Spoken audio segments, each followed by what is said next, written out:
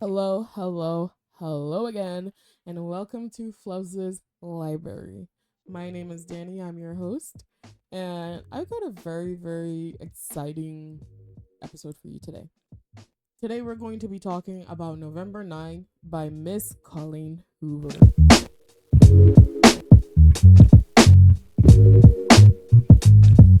So, before we start talking about the book, I'm going to tell you a little bit about Miss Colleen. If you spent any time on Book Talk or browsing your bookstore, you've probably seen her name loaded in the romance sector, in the young adult sector, because she's very popular. Miss Colleen has done most like a bunch of popular works. She has Verity, she has Ugly Love, she has the obvious It Ends With Us, It Starts With Us, the one with Miss Blake Lively.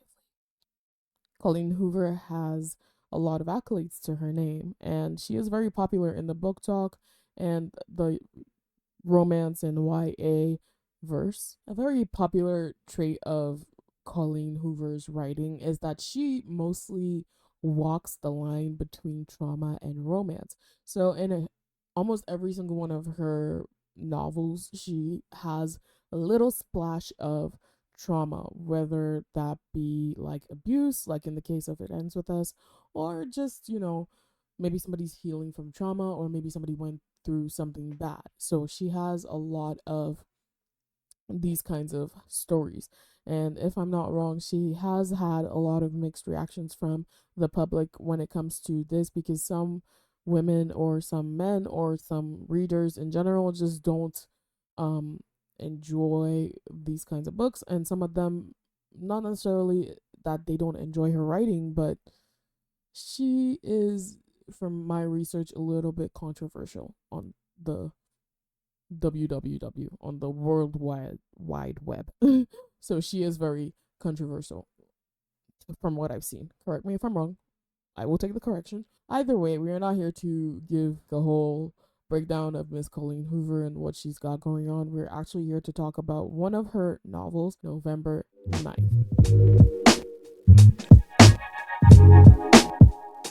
Let's start with the premises of November 9th. The book follows Fallon O'Neill, who had her entire career derailed at the age of 16 when a house fire broke out and basically burnt a side of her face. Now, we all know how the acting industry, modeling industry is usually based off of your physical looks, and because of this, she could not get any more work. That's Fallon. That's literally, the book follows her, and then the book also follows Ben, who is an aspiring author. Ben, bro. I have a lot of things to say about Ben, but we'll get there. We will get there. But either way, the book follows Fallon and Ben, and the both of them meet by chance on a day, November 9th, where they both, I guess, have very important decisions to make for their lives and their life path going forward. And when they meet on this day, they make a pact, and they both decide to meet every single year for the next 5 years on the date November 9th.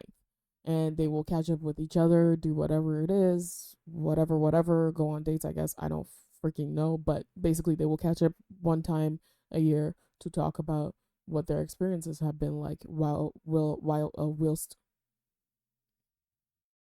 while they both go ahead and while they both go ahead and follow their dreams. So this is the entire premises of the book. The book just is about these two teens turned adults who go explore the world in different ways that they can, and the November 9th date is very important to them. Before we really break down my opinion about the book, I'm going to give you the things that I actually enjoyed about this book.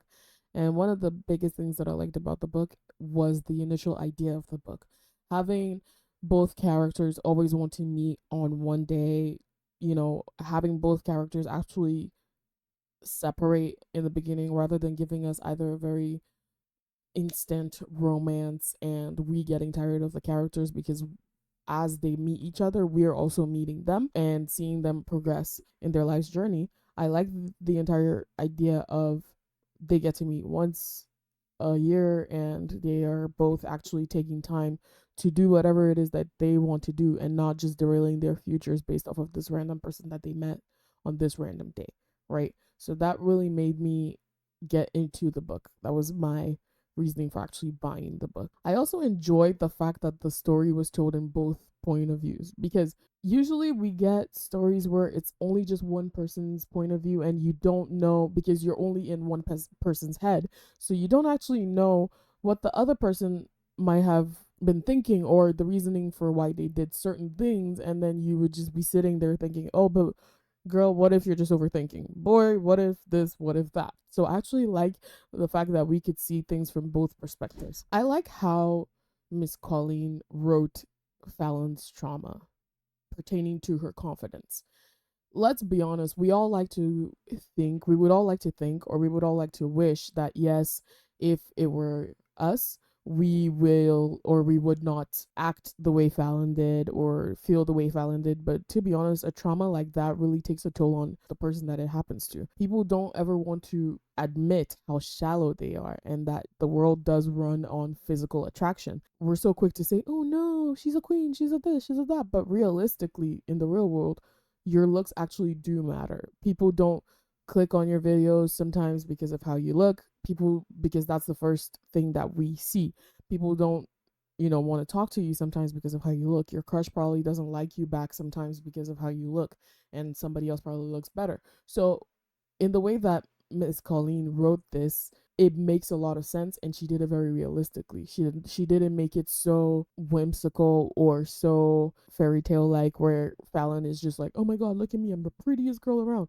She was pretty prior to the fire accident happening. She is still pretty, but the reality of it is she's not as pretty anymore. We can say that. I'm not trying to be rude, but we can say that, because technically you have half of your face that is burned, it's scarred.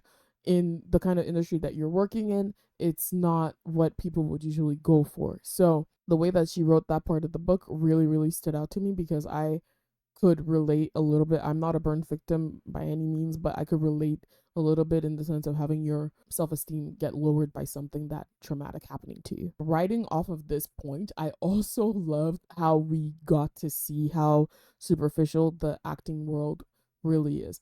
I know a lot of us have dreams of, oh yeah, I can just go like this and I'm okay in this kind of world. The modeling industry, the music industry, the acting industry, people think that they can just do this, and they want to bash other people for having little tweaks done or some kind of plastic surgery done to their faces. But it's a very competitive industry, and people who know how it is, like, sometimes it's not just about natural beauty. Sometimes your natural beauty cannot do everything for you. Couple that with the fire happening and literally ruining one side of her face, it's safe to say that she probably, like, Fallon probably would never have gotten another big screen shooting if it wasn't maybe for some kind of, I don't want to call it a charity case, but basically a charity case kind of foundation. So I'm really happy that we got to see that she understood this and she was willing to look for different ways to get into the industry apart from just being on camera. So I don't mean that to be happy or whatever, but I'm just trying to say the way that Colleen Hoover wrote these parts of the book really made it feel real. It made it feel like, yes, in real life, this would probably be what would have happened, and not a fake, oh, but she was still getting all these people and da da da da da. No, that's not really realistic. So I'm really happy about the way that she wrote it. Another thing that I actually enjoyed about the book was, regardless of what I feel about Ben, the both of them did push each other a lot to fight for their dreams. Like, Fallon did push Ben a lot to fight for his dreams, and Ben, even though he did talk to her in a kind of like, oh, look at you, you're the most beautiful girl in the world way, he did uplift her and uplift her confidence enough to encourage her to go fight for her dreams, which makes it lovely. I don't know what to say. It just makes it lovely. I was really happy about that. I was happy about the fact that Fallon could gain her confidence back and actually try to make a name for herself in any which way, rather than just being stuck inside and being like, okay, you know what, this has ruined my life, I don't want to do it anymore, I don't want this, I don't want that. So that really made me happy that the both of them at least did that. And the reason why I'm saying this is just because of Ben. But like I said, I will give you that breakdown in a bit. Now we are going to move on to the things that I didn't really enjoy, things that I did not like about this book, which unfortunately are way more than things that I actually enjoyed about the book. The book itself really angered me. I almost DNF'd it a lot of times, but unfortunately, Colleen Hoover's writing is very, very addicting and is a very good page turner of a book. But the only thing is, it makes you angrier the more you read it. It's one of those books where you want to finish it, but it makes you really freaking pissed. Like, it's not a happy go lucky type of book. So, Colleen Hoover is not for the weak, in my opinion. I know lots of people don't like her, but she is not for the weak, in my opinion. Anyway, moving on to the things that I did not like about the book.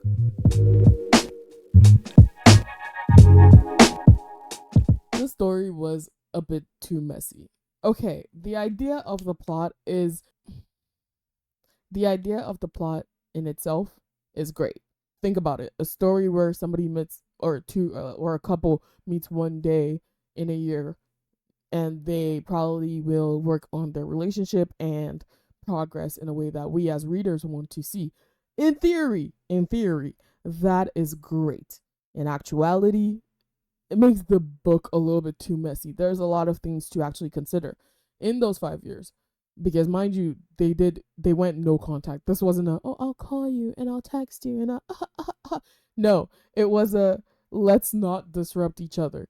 Now, in actuality, if they had really said, okay, we're not going to think about each other in terms of romantic, like in romantic terms, we are going to date whoever we want and then come back as friends and do this. But no, they had split just to follow their dreams with the hope of coming back as a couple, from my understanding. Except I'm stupid, which I'm freaking not. That was the understanding, that was the contract kind of vibe that they were giving. But the entire thing turns messy because we as humans, we really thrive on communication. So you cannot say, yes, let's not communicate with each other. We're just gonna meet at this random spot that I really hope that you come to a year from now, if you even remember. And if you do remember and you do come, I hope that you're just gonna take me as I am, and we're just gonna be like, okay, yes, there's a year worth of information that I'm going to give you, but you got to be okay with it. If I'm not wrong, I because it's been a while since I read this book, but if I'm not wrong, I do believe that they do go on to have like a little bit of their own experiences. I don't remember if Fallon did have a little bit of experiences, like romantic or sexually with some guys, but romantically, like, I want to be your boyfriend, I want to be your girlfriend. The vibe it was giving was that they were both going to be together at the end of this. So, in theory, the idea is great. In actuality, it's not great. It's very hard to make a love story work when you only have one day to go off of. It's very hard to do that. So technically, if we are being very technical, they know each other. They will know each other for 5 years, but in actuality, they will know each other for 5 days. That doesn't really. That's not enough to make a story of this. I guess the heft, depth, whatever you want to call it. It's not enough, but we got a book either way. We got a book. Like most romances, there's a lot of will they, won't they, will they, won't they. But this will they, won't they made me almost punch the closest person I could find. Okay, like it almost led to violence, people, because the will they, won't they was not even justified, even by the fact of the 1 year, whatever the heck that they were doing. It wasn't even justified by that. It was justified by Ben's stupidity and his freaking, oh, I hate that guy so much. Like, Ben is just a little child throwing tantrums for no freaking reason, in my opinion.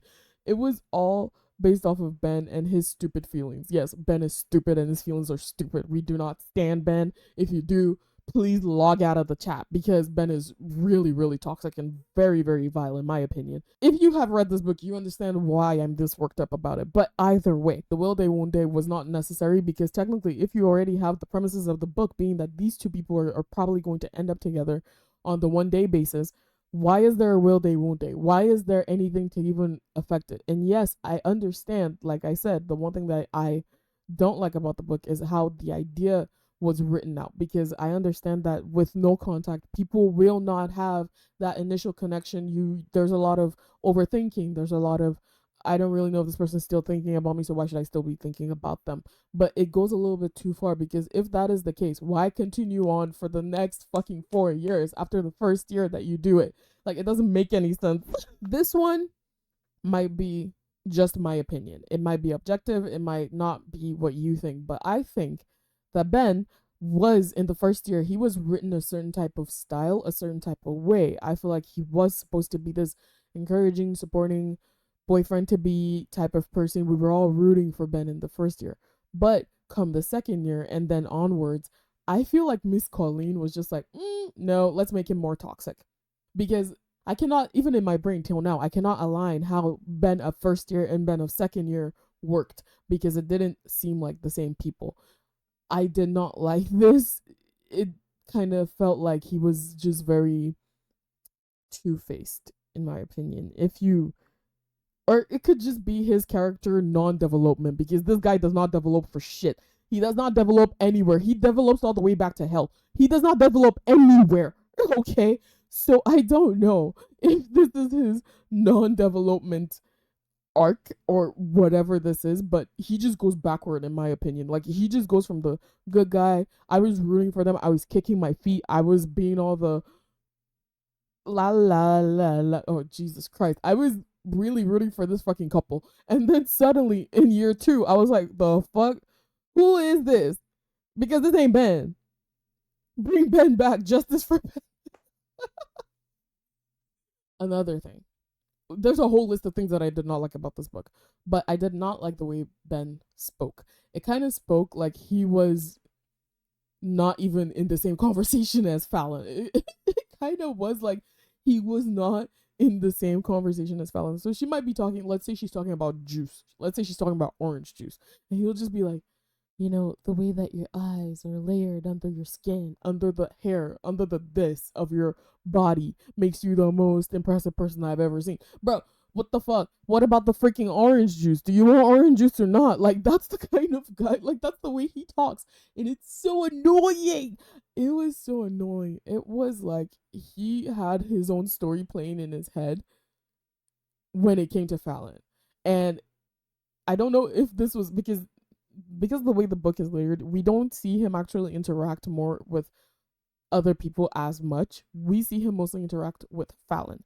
It's a book about the both of them, so of course, but we just see him like Jordan or with his brother. We see those interactions for, like, let me say, like a chapter or like a fourth of a chapter or half of a chapter, but we don't see it for a long time the way his interaction was with Fallon. So because of this, you have nothing else to go on with the way that he talks, except for how he talks to Fallon. He talks to her like she's voicing her opinions about how she feels about certain things, or she's voicing her opinions about how she looks and how she feels about how she looks. And he's like, no, you're wrong. No, you're not gonna do this. You're not gonna do that. Da da da da da. He's very dismissive, and in my opinion, disassociated from reality, because I don't know what the heck is going on with this guy. Because I just don't like Ben. Okay, I don't like Ben.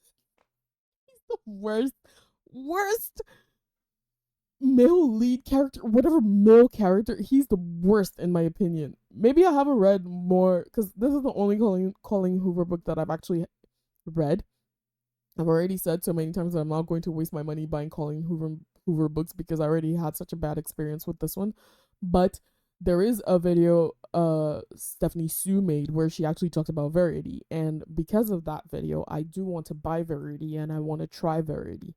But I'm still very iffy whenever I go to the bookstore and I see a Colleen Hoover book, and I'm like, should I or should I not? Even with it ends with us. I did want to read that book, but because of all the discourse surrounding the movie and whatever else people are saying, like even before any of the movie stuff, like on Book Talk, she has just been ripped to shreds. So I don't know if I want to put my money there. You know what I mean? It's my hard-earned money. I don't know if I want to put my money there. But at the same time, I do want to give her writing a second chance, because this book, this book, this book just was not it for me. I like the writing. I like that it evoked a lot of my emotions, but I give it a 3 out of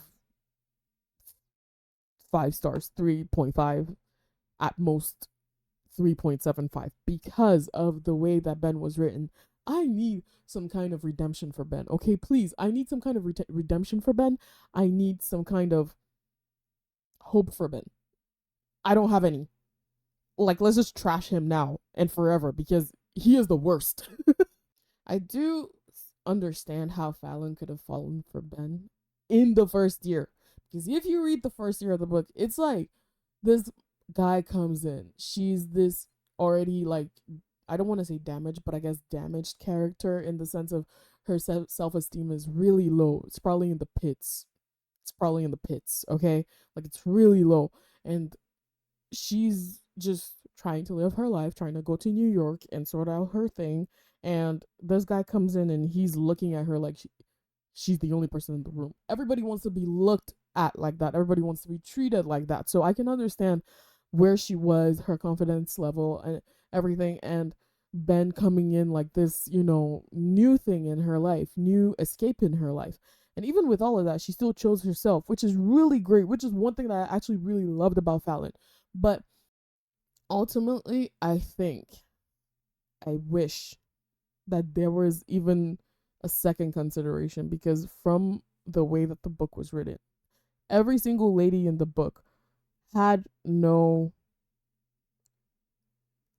how should I say it? Not that they couldn't think for themselves, but they had no other thing going for them apart from the guys that they were with. Fallon is so acclaimed. She is so great. She has all this cool new things that she's going to go do, and we never really hear any of it because she's wrapped up in Ben's world.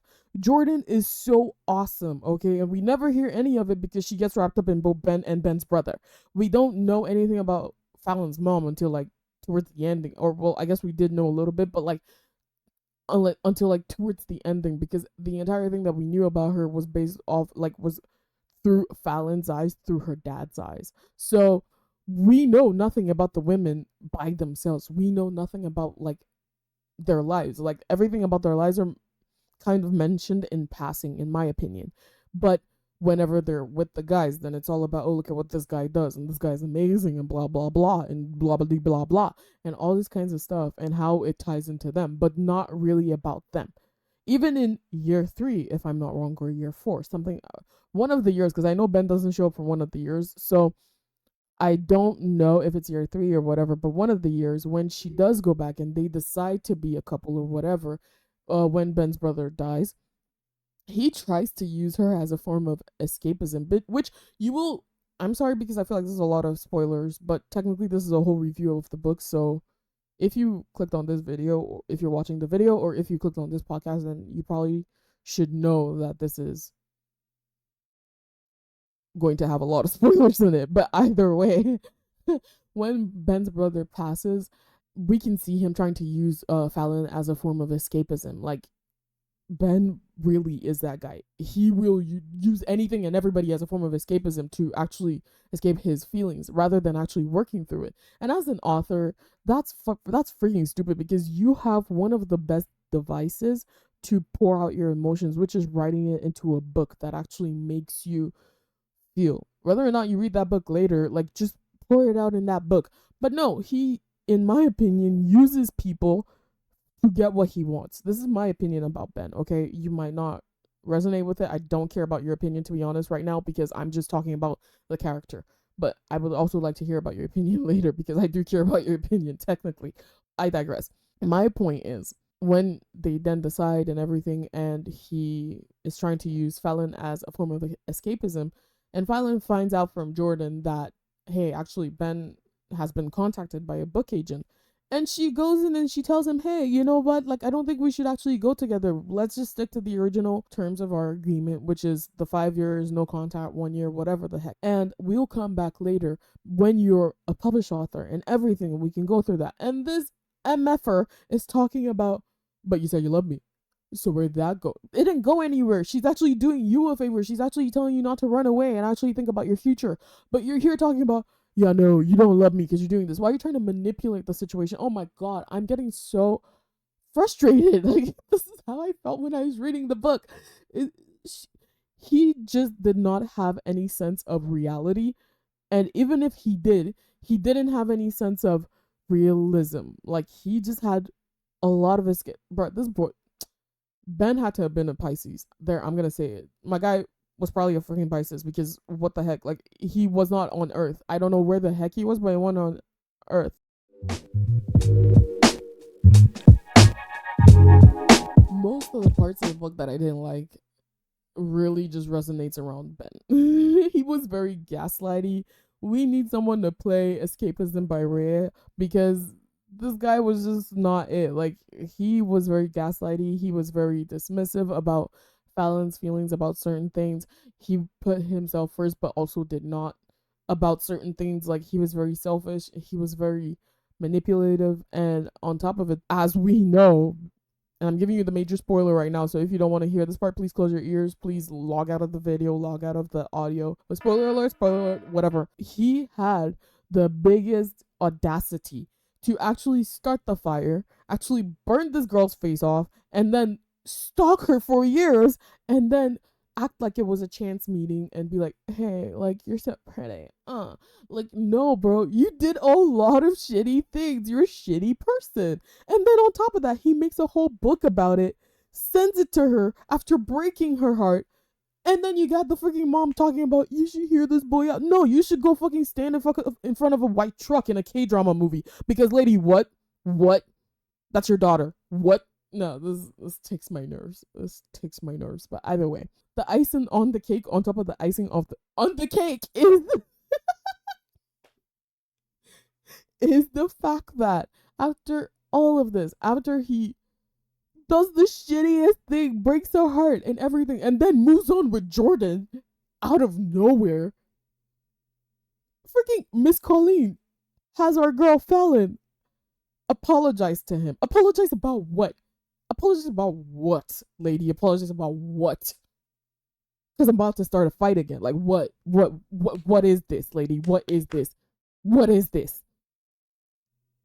After all of that, Fallon apologizes to Ben. Yeah. And Ben, I guess, gets to live happily in his bubble of, yeah, I started a fire, but this is why. Sure, it has to do with his mom or some shit, but dude, like, I don't give a shit. You started a fire. You wrecked my life. And then when I start to fall for you, you gaslight me, treat me like absolute trash. You get into your villain arc, I guess, and then you date your brother's wife and raise his kids. Like, what in the heck is this? Like, what is this? What are we doing here, sir? Please take your things and go. Leave. To hell. To the trash. Go away. Go away.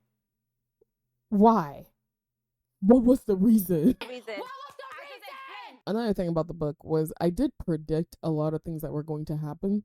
I feel like it was that kind of book where she did make some things very obvious for the readers to predict up until the last thing. I did not know that Ben was the one who started the fire.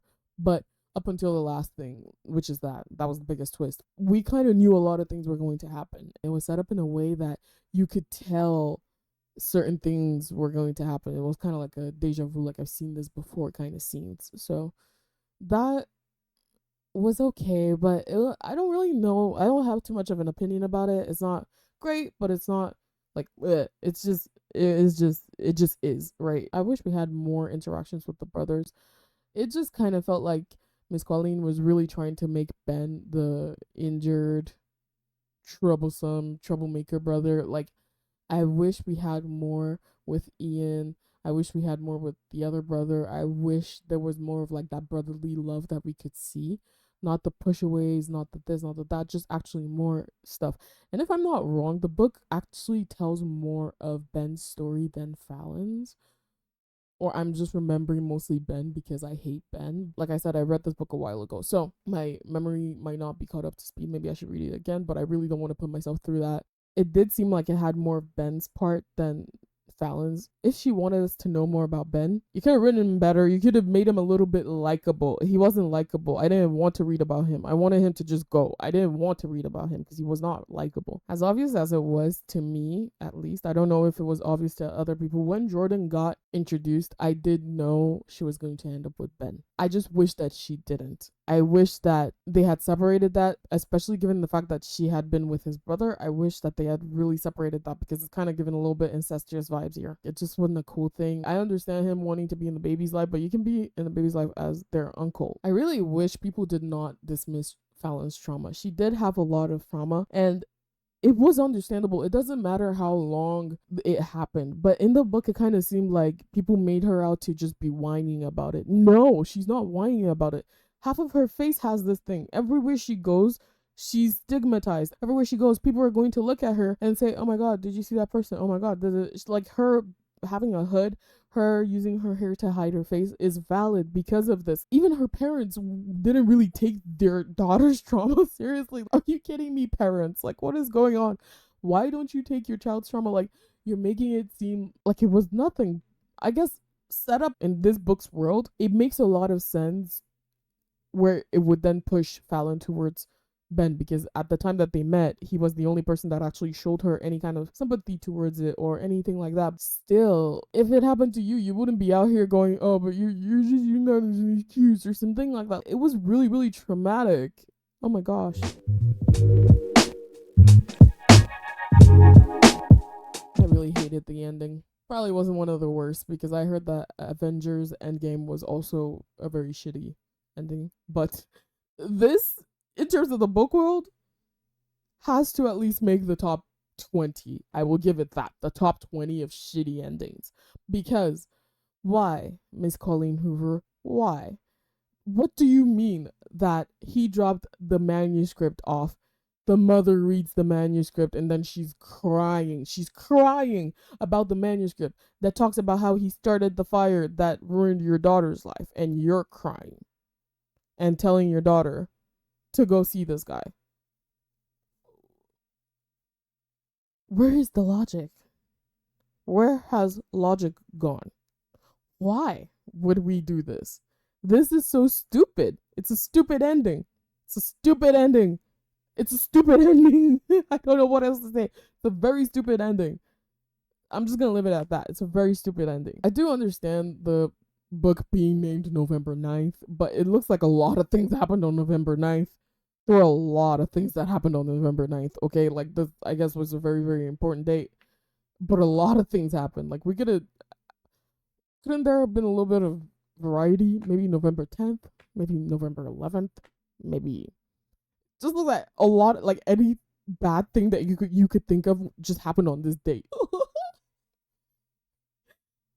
But okay, I get it for convenience of plot. All in all, this book was an easy read, but a difficult to get through read. I would not recommend it to anyone, honestly. If any of my family members or my friends were to ask me, "Hey, what's a good book I could read?" November 9th would not be my first option or even my last option to give to people. But that's just a personal preference. I know lots of people, lots of new readers might go into Miss Colleen Hoover and want to experience that world because her writing is simple enough that you can actually get into it quicker. But it's just not as enjoyable enough, especially if maybe you cannot relate to a lot of things like the trauma or the abuse situation or why the heck Ben is such a DICK. If you can't really relate to it, no matter how realistic you try to write, it's just going to make people annoyed.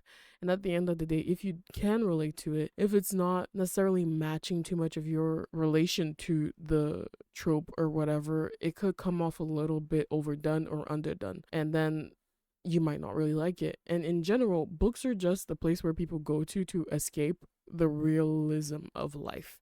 Like, we don't want to be thinking about our jobs, thinking about the dreams we're not actively chasing. We don't want to be thinking about all these things that drive us crazy. And then when you put those kinds of things in a book, what's the point of it, you know? I'm not saying that this is the point with November 9th.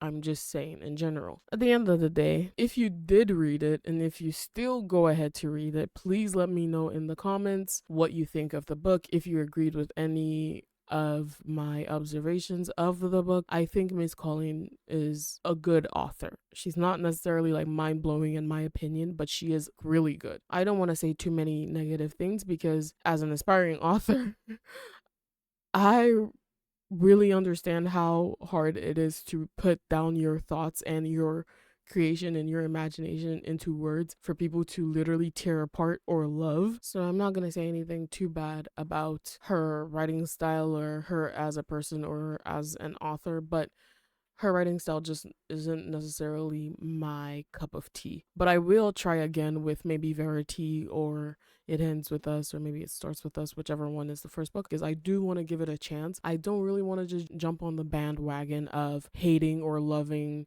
Colleen Hoover's books. I just want to make sure that it's actually something that I actually like. But all in all, November 9th, 3 out of 5. Thumbs down, thumbs up one time. Screw Ben. I love Fallon. She had the most character development in the entire story.